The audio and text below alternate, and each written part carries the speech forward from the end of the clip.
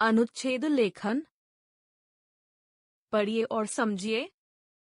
अनुच्छेद एक विचार या भाव पर लिखा गया वाक्य समूह होता है। इसमें शब्द सीमा के भीतर ही विषय परिचय, वर्णन व निष्कर्ष लिखने होते हैं। अनुच्छेद लिखने का विषय दैनिक घटना, अनुभव, सूक्ति या काव्य पंक्ति आदि कुछ भी हो सकता है। अनुच्छेद लिखते समय निम्नलिखित बातों का ध्यान रखना चाहिए। अनुच्छेद में मुख्य भाव पर ही समस्त लेखन केंद्रित होना चाहिए। लेखन से पूर्व मुख्य बिंदु तय कर लेने चाहिए। भाषा संक्षिप्त, भाव प्रधान, अर्थपूर्ण और प्रभावोत्पादक होनी चाहिए। सारगर्भित लेखन को महत्व दिया जाना चाहिए। वाक्यों में परस्पर संबंध होना चाहिए। विषय में तारतम्यता, क्रमबद्धता बनी रहनी चाहिए।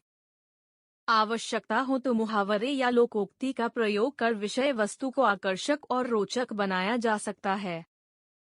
व्यर्थ के उदाहरणों से बचना चाहिए। भाषा की शुद्धता और शब्दों के उपयुक्त चयन का ध्यान रखना चाहिए। प्रश्न पत्र में दी गई शब्द संख्या का ध्यान रखना चाहिए।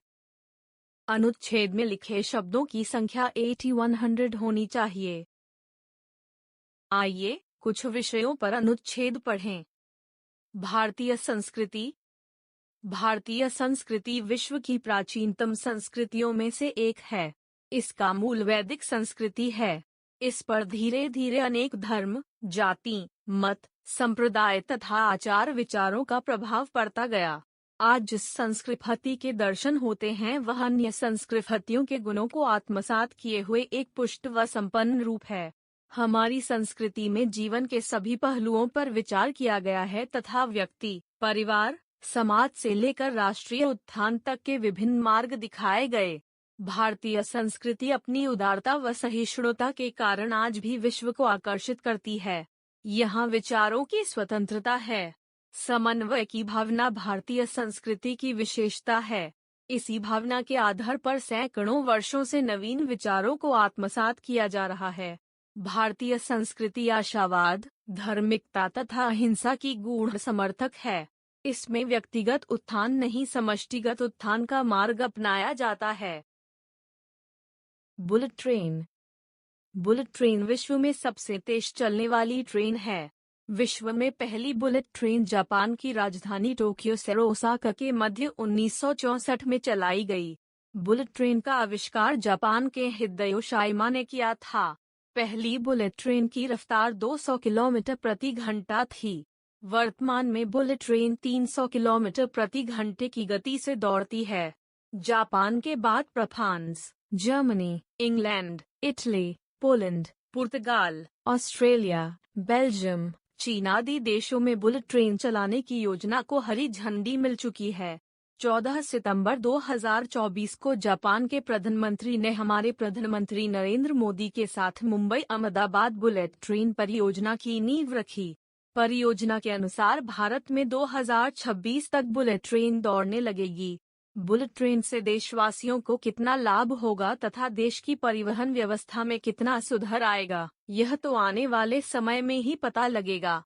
हालांकि इसके आने से रोजगार के नए अवसर अवश्य ही उपलब्ध होंगे। यातायात की समस्या। विकास की दौड़ में मनुष्य ने अनेक उपलब्धियां प्राप्त की हैं, किंतु मनुष्य मकड़ी की तरह अपने चारों ओर जाला बुन बैठा है, जिसमें वह कैद हो गया है। आर्थिक दृष्टि से व्यक्ति समृद्ध हुआ है। यही कारण है कि छोटे छोटे गांवों से लेकर शहरों व महानगरों में वाहनों की वृद्धि हुई है।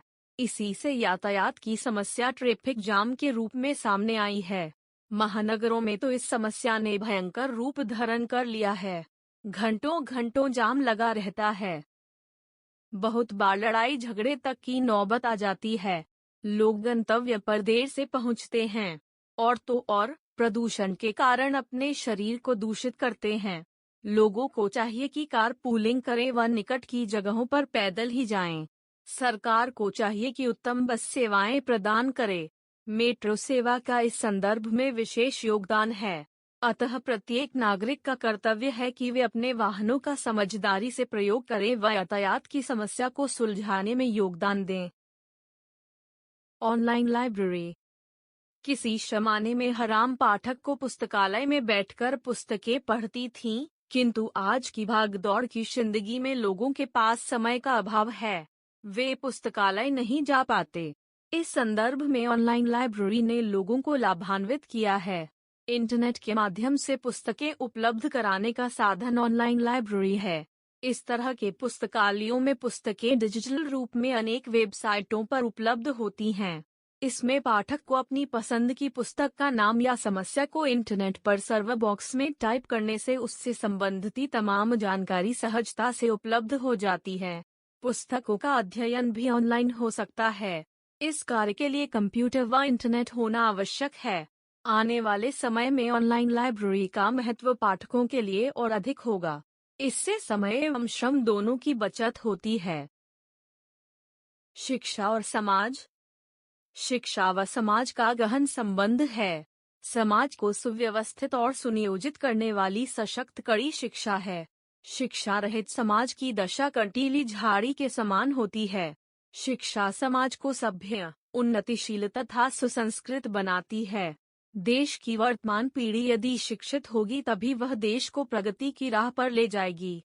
समाज की उन्नति और संस्कृति के स्थायित्व की नींव शिक्षक और विद्यार्थी होते हैं। शिक्षा द्वारा ही समाज के शाश्वत मूल्यों का पोषण होता है।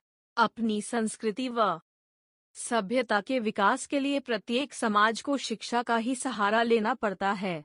एक क्षण का पिछड़ा न जाने कितना पीछे रह जाता है।